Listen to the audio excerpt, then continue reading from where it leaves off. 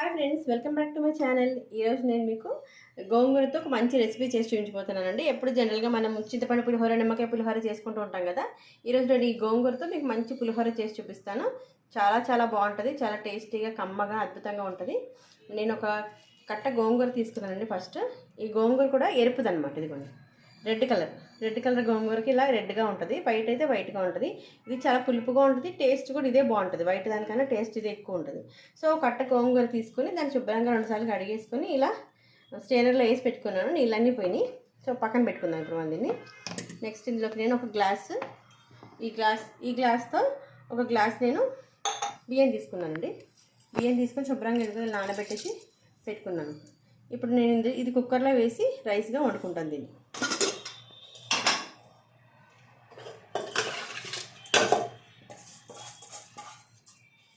ఇందులోకి ఒక glass rice కాబట్టి 3/4 కప్పు, ఒకటిన్నర వాటర్ వేసుకుంటాను. ఆల్రెడీ వాటర్ ఉన్నాయి కాబట్టి 1.5 వాటర్ వేసుకొని కుక్కర్లో కొంచెం పసుపు, 1 స్పూన్ పసుపు, ఒక 2 స్పూన్లు ఆయిల్ అన్నమాట. కుక్కర్ మూత పెట్టేసుకోవాలి. 2 విజిల్ వచ్చే వరకు మనం అన్నం వండుకోవాలి. అన్నం కూడా పొడిగా ఉండాలండి. అన్నం ఉడుకునేంతసేపులో మనం ఒక ప్యాన్ పెట్టుకుందాం. ఈ ప్యాన్లో మనం పులిహోరలోకి కావాల్సిన పౌడర్ తయారు చేసుకుందామండి. ఫస్ట్ కొన్ని కలిపేసి అనుకోండి. మెంతులు, జీలకర్ర, ఇవ్వండి, మెంతులు, జీలకర్ర, మిరియాలు, వీలైతే కొంచెం ఆవాలు, లేకపోతే లేదు. ఇది లైట్గా మనం డ్రై రోస్ట్ చేసుకోవాలన్నమాట. ఈ పొడి వేయడం వల్ల పులిహోర చాలా టేస్టీగా ఉంటుంది అన్నమాట. కొంచెం వేయించుకోవాలి, మంచి వాసన వచ్చే వరకు వేయించుకోవాలి. ఇలా చిరపటమంటున్నప్పుడు వీటిలో మనం ఒక 2 ఎండుమిర్చి ఇలా తుంచేసుకొని వేసేసుకోవాలండి. ఇలా తుంచేసి ఇవి కూడా కొంచెం ఫ్రై చేసుకొని, కొంచెం ఫ్రై అవ్వగానే మనం మిక్సీ జార్లోకి తీసుకుందాం. పౌడర్ కొట్టుకుందాం దీన్ని. అదే ప్యాన్లో మళ్ళీ మనం నూనె వేసుకుందాం. నువ్వుపప్పు నూనెని వాడచ్చు, సన్ఫ్లవర్ నూనెని వాడచ్చు. కానీ నువ్వుపప్పు నూనె వేస్తే కమ్మదనం ఎక్కువగా ఉంటుంది. సో కొంచెం నూనె ఎక్కువ వేస్తున్నాను నేను. నూనె ఎక్కువ వేస్తేనే పులిహోర టేస్టీగా ఉంటుందండి, లేకపోతే నోట్లో చుట్టుకుపోయినట్టుగా ఉంటుంది పులిహోర. ఇప్పుడు గోంగూర వేసుకుందాం అందులో.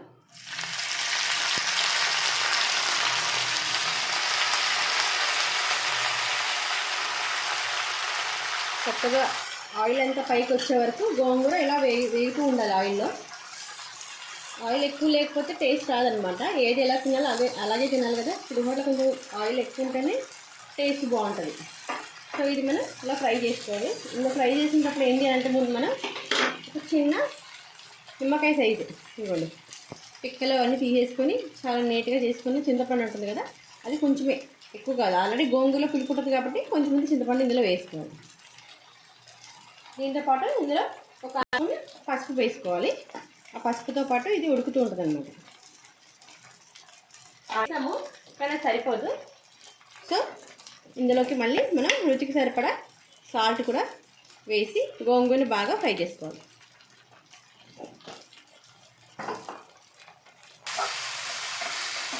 ఇలా బాగా ఉడికి ఆయిల్ అంతా సపరేట్ అయ్యే వరకు మనం గోంగూరని ఫ్రై చేసుకోవాలి. అడుగంటకుండా ఫ్రై చేసుకుంటాం. చూసారా, ఇలా ఆయిల్ గోంగూర నుంచి సపరేట్ అయ్యే వరకు ఇలా దగ్గరగా మనం దీన్ని వేపేసుకొని పెట్టుకోవాలన్నమాట. ఉడికించేసుకోవాలి. వేగిపోయింది చక్కగా. ఇందులో ఒక పచ్చిమిర్చి కూడా వేసాను, మీ ఇష్టం ఉంటే వేసుకోవచ్చు, లేకపోతే లేదు. ఇలా చల్లారిపోయిందండి. దీన్ని మనం ఇప్పుడు ఒక మిక్సీ జార్లో తీసుకొని మెత్తగా పేస్ట్గా రుబ్బుకుందాం. ముదురు గోంగూర అయితే రుబ్బుకోవాలి, కొంచెం లేతగా ఉంటే పర్వాలేదు. కొంచెం ఇది ముదురుగానే ఉంది. సో నేను మిక్సీ జార్లో వేసి రుబ్బుతున్నాను. ఇలా మనం కుక్కర్లో రైస్ ఉడికించుకున్నాం కదండి, చూసారా పొడిగా ఉంది. ఇందులోకి మనం మిక్సీ జార్లో వేసి రుబ్బుకున్న గోంగూరని వేసేసుకుందాం. ఇందులోకి మనం పౌడర్ చేసి పెట్టుకున్నాం కదా, పులిహోర పౌడర్, అది కూడా వేసేసుకుందాం. ఇప్పుడు బాగా కలిపేసుకోవాలి. చేతితో కలుపుకుంటేనే బాగా కలుస్తుంది అన్నమాట. ఇలా మనం శుభ్రంగా చేతితో మొత్తం కలిపేసుకోవాలి. ఇప్పుడు నెక్స్ట్ అదే ప్యాన్లోకి మళ్ళీ తాలింపు కోసం కొంచెం ఆయిల్ తీసుకుందాం. ఎందుకంటే తాలింపు పెట్టుకోవాలి కదండి. ఇవన్నీ వేసి శనగపప్పు, పల్లీలు ఇవన్నీ వేసి మనం ఇప్పుడు తాలింపు పెట్టుకుందాం. ఆ తాలింపుని ఇందులో వేసేసుకుందాం పులిహోరలోకి. ముందుగా పల్లీలు ఇవి కొంచెం వేగుతుంటే ఇందులోకి పచ్చిశనగపప్పు వేసుకుందాం. నెక్స్ట్ కొంచెం మినపప్పు,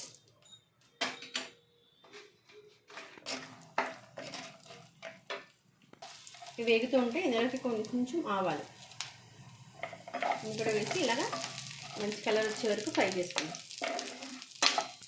ఇందులోకి కట్ చేసి పెట్టుకున్న ఒక 3 పచ్చిమిర్చి అండి, అవి కూడా వేసి ఫ్రై చేసుకోవాలి.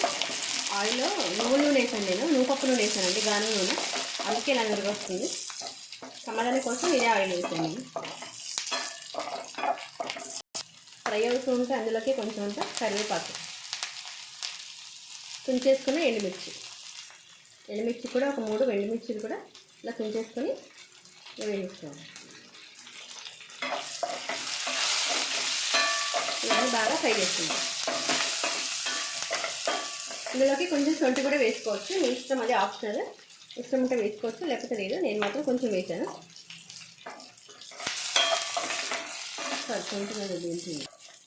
సొంటి కదండి, సారీ, అది ఇంగువ. కొంచెం అది ఇంగువ వేసాను, మర్చిపోయాను.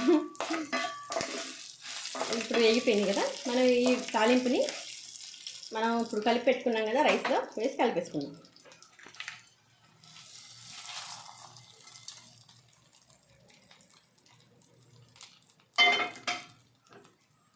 చక్కగా అంతా రైస్ అంతా పట్టేటట్టు ఇలా కలిపేసుకోండి.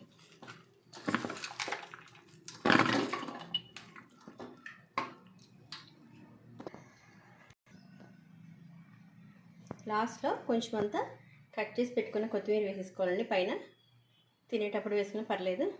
చూసారా ఎంత యమ్మీగా ఎంత బాగుందో చూడడానికి కూడా. పులిహోర, మన గోంగూర పులిహోర రెడీ అయిపోయిందండి. చాలా సింపుల్గా, చాలా ఈజీగా, టేస్టీగా సూపర్గా ఉంటుంది. గోంగూర అంతా పట్టి ఇప్పుడు మనం మార్నింగ్ తయారు చేసుకున్నాం అనుకోండి, ఇది మధ్యాహ్నానికి చాలా బాగుంటుంది. నైట్కి అయితే ఇంకా అసలు అదిరిపోద్ది అనమాట. నెక్స్ట్ డే కూడా తినొచ్చు దీన్ని, గోంగూర పులిహోర కాబట్టి నెక్స్ట్ డే కూడా వేరే లెవెల్గా ఉంటుంది టేస్ట్.